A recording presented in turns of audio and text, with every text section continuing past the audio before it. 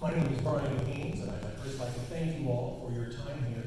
I can't imagine how difficult it must be to go through all the problems of preparing and putting together and spending months drafting the material that you have and to find it is of such contention. However, I would like to remind you and have you look around for a moment and consider the fact that this is a very contentious material. And that one of the things you might consider is that as members of the board representing the community, that the community is speaking. And the community is saying we're not in agreement on this material. We've heard many views from different perspectives here tonight. And perhaps the one thing we can all agree is we don't agree. That we don't all see this as the way to move forward. You've been presented with two statements this evening that don't actually represent the facts. First of all, it's been presented that you have no choice but to accept this material. That simply is not the case. You have been advised there are other alternatives, and I would not want you to make this decision believing that you have no choice but to select this material.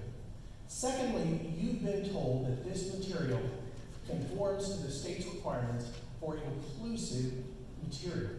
However, I would suggest to you that you have before you a prima facie evidence that in fact it does not. That thousands of your constituents, thousands of the people in your district are telling you that this excludes them, that this excludes me and my views, that the material you have before you, by direct evidence of our being here tonight, does not represent us. And in fact, does not then conform to the state's requirement that it be all-inclusive. I thank you very much for your time tonight, and I realize that in asking you for a no vote, it means there will be more work ahead.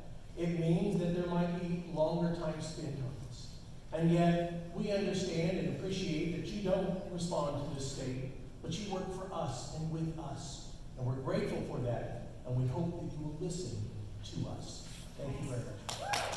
Thank you for listening to the prosecutors who put abusers behind bars, who told you that giving children from day one the correct language for describing their bodies is a simple yet vital tool to protect themselves. Thanks for listening to the psychologists who told you that simply teaching children to accept those who are different from them leads to less bullying, less hatred, and fewer suicides. Thank you for remembering that Hillsboro is made up of a diverse population of many faiths, languages, and beliefs, and that no single person or group's beliefs can overpower the benefit that all share when our children are protected by real knowledge, real data, and real information. And thank you for providing those who would avoid listening to the experts the choice to opt out, without taking away the opportunity for those of us who do want to listen. I encourage the board to vote yes to implement this curriculum. It is important that Hillsboro School District students have the opportunity to learn everything a comprehensive, science-based, and inclusive sexual education can provide. Thank you. I represent Parents' Rights in Education, a national organization committed to protecting the rights of parents in public schools. My message is simple. School board, listen to the parents. You work for them.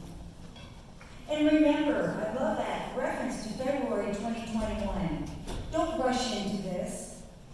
You know, all this talk about the efficacy of the proposed curriculum is merely a negotiating exercise, because the parents asked for, in Battleground, Washington last night, what they really want is no CSE in K through 4, human development in grade 5, and information about STDs in middle school, and perhaps opt-in sex ed in high school. Their board heard them. In summary now, no sex education shall be offered as part of health. Basic health remains a core graduation requirement. Remember, all this information that you're presenting is available on the internet.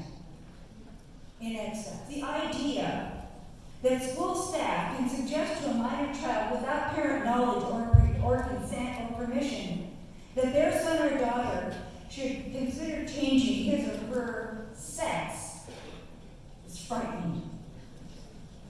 Most parents in this room would be appalled what is going on out there. This is a national issue. I run an organization defending parents' rights in education, and I hear from parents in states from Iowa, Virginia, Georgia, Mississippi, Massachusetts, Montana, Arizona, Texas, Washington, Oregon, to Rancho Cucamonga, California. Like the Iowa mother whose daughter decided to transition on her 18th birthday, senior year, announced to her daughter in the counselor's office. That was very, very sad discussion, the telephone discussion I had with her. Her daughter was a cheerleader, she's a vibrant student. And in the principal's office for a boy transitioning to a girl, if he continues with so-called treatment, he will never experience what it means to be a mature male. Sex he was born with. These subjects are controversial. Misinformation. Yes, all of this is misinformation and lies. You're lying.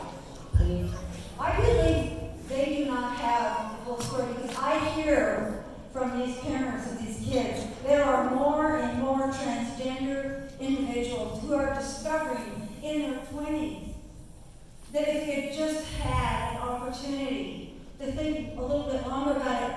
Listen, I've had my breast removed.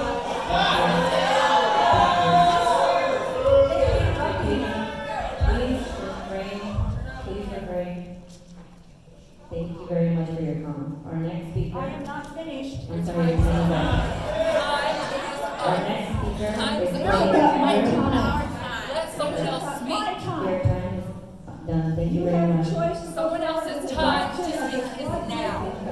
Or do the right thing and honor the parents in your I'm gonna have the next speaker please stand behind, playing music. Hillsboro United Methodist Church. My community, my church that I serve, has been a part of this community for 175 years, quite literally, from the beginning of this community. And my wife and I are the proud parents of a first grader, Newberry Elementary. I am excited about this curriculum, and I am pleased to hear that you are, I hope, going to adopt it. Because as contentious as it might be, as much as we might disagree about some of the values that we all hold dear, what we know is that this kind of curriculum, this kind of education for our children makes for healthier, better communities and children. We know that this kind of education keeps children safer. We know that this kind of education saves lives. That's what we're talking about. My dad, when I was growing up back in Texas, my dad was on the school board for almost all the years that I was in school. So I know at least a little bit of what it's like. Those phone calls and emails and letters from the community and how often you get pulled aside, I imagine, in public by someone who wants to share a question or a concern. I know how late often you are up, not just at meetings, but reading and considering carefully the decisions that you make. And I know how seriously you take the sacred trust that this community has put in your hands to educate and shape our children, to lead the work of our school district and working with our educators and administrators. And I know how seriously you take the sacred trust of keeping our children safe.